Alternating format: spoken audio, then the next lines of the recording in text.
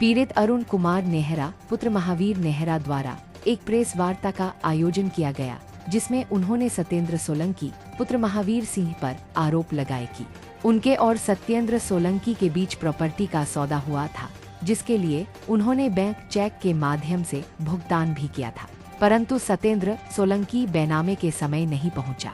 जब उसकी बाबत सत्येंद्र सोलंकी से संपर्क करने की कोशिश की गई तो पता चला कि सत्येंद्र सोलंकी विदेश चला गया है।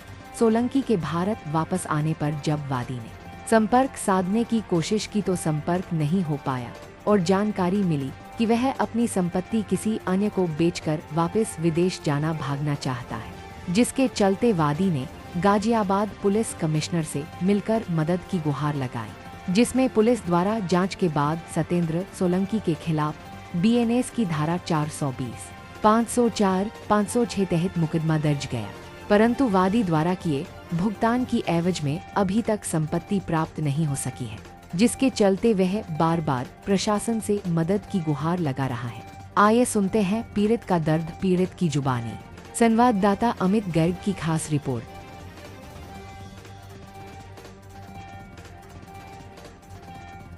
आज आपने प्रेस वार्ता लगाई है, क्या मामला है जरा बताएं। मामला यह है जी, मेरा नाम है अरुण नेहरा, पुत्र श्री महावीर सिंह नेहरा, कादराबाद का निवासी हूँ। सत्येंद्र सोलंकी हैं जिनकी फैक्ट्री है सारा रोड, उनका हमसे संपर्क हुआ। उन्होंने हमसे डिमांड की कुछ पैसे, यदि हमें पैसे की ज़रूरत है, मगर ये पैसे कैसे लोगे, यदि एग्रीमेंट कर दें। उन्होंने हमसे कहा जी 20 लाख रुपए कीमत रखी गई फैक्ट्री की और 16 लाख रुपए बाई चेक 2 आदमियों के आदेश त्यागी अरुण नेहरा के दे दिए गए, जो बैंक के थ्रू कैश हो। उसके बाद टाइम था उसमें 2 साल का। हमने इंतजार किया, बात की, जब वो उस टाइम से पहले तक नहीं संपर्क हुआ तो हमने हाजिरी लगवाई तहसील में मोदीनगर, सुबह शाम वो हमारे पास है। उसके बाद उन्होंने कोई संपर्क नहीं किया, टाइम बीतता गया। 2008 की बात थी ये। उसके बाद एक बार मुलाकात हुई तो उन्होंने और डिमांड रखी 11 लाख। हम कहे जी मगर पहले हमारे पैसे तो कुछ दिलवाओ। कह जी ये भी दे दूंगा, 11 लाख भी दे दूंगा, आपकी रजिस्ट्री आपके नाम पर। तो मरता क्या ना करता, हमने 11 लाख रुपए दिए। उन्होंने उसकी बाबत एक चेक दे दिया। वो चेक हमने अपने पहले बैंक में लगाया, वो गाजियाबाद पहुंचा। गाजियाबाद उसमें केस चला। गाजियाबाद से सुप्रीम कोर्ट के आदेश आए कि जो चेक जिस जिले का है, जिस बैंक का, उसी में लगाया जाए। तो वो मेरठ आ गया, मेरठ भी चला। आज भी वो चेक लगा हुआ है और मुकदमा जीवित है। उसके बाद गाजियाबाद हमारा एक केस चला सिविल का। सिविल में उन्होंने अपना कोई प्रतिनिधि चौकीदार को बनाया, वो आया, हम इधर से गए, मुकदमा चलता रहा, बयान होते रहे। उसके बाद हम हो गए बीमार। साइकेट्री और डिप्रेशन के लगातार हमारा इलाज चला, आज भी इलाज में है। हर महीने हमें दवाई लेना जाता है। इभास हॉस्पिटल है जो माइंड का ही है, जीटीबी की ब्रांच है सादरा। आज भी हमारा इलाज चल रहा है। उसके बाद हम बैठ गए घर, ना हम तारीख पे गए। उसके बाद वो भी तारीख पे नहीं गए। वो फैसला, वो केस ऐसे ही रहा। अभी वो 24 में ख़त्म हुआ, 2024। उसके बाद हमने जिन वकील साहब संपर्क किया, उन्होंने उसकी फाइल निकलवाई सारी ओरिजिनल, और दोबारा से कहा जी हम इसे दोबारा से डालेंगे और आप इसमें खड़े रहें। मगर जी हम खड़े रहें। उस फैक्ट्री का सौदा हुआ 2 करोड़ 25 लाख में, जिसकी रजिस्ट्री के लिए 30 तारीख में सत्येंद्र सोलंकी आए हुए हैं।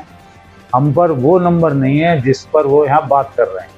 व्हाट्सएप नंबर है, उस पर उठता नहीं है, ना उस पर लोकेशन जाती है।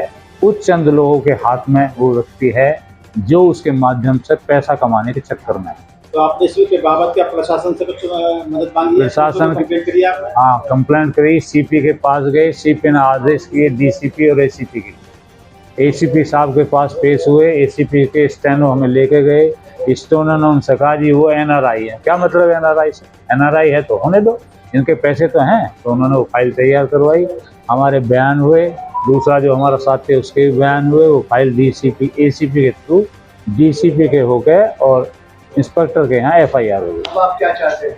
हम ये चाहते हैं कि हमारा जो एग्रीमेंट है हमारे नाम वो रजिस्ट्री हो, हम उस फैक्ट्री मिले, यही हमारी शर्त, यही जब हमारी। आपका एग्रीमेंट हुआ था जी उसका समय भी निकल गया, जी। आप कोर्ट क्यों नहीं गए? गए ना कोर्ट, कोर्ट ने क्या कहा आपको? कोर्ट गए, कोर्ट में फाइल चली, वो फाइल हमारे पास है, इतनी मोटी फाइल है, पूरी नई मतलब अंदर से निकलवाई है वो, और उसमें हमने वकील को रेस्टोरेशन बोलते हैं वो डलेगा उसमें, सोमवार में वो फाइल दोबारा जीवित हो जाएगी। उनका ये कहना है कि फैक्ट्री आपको ही मिलेगा।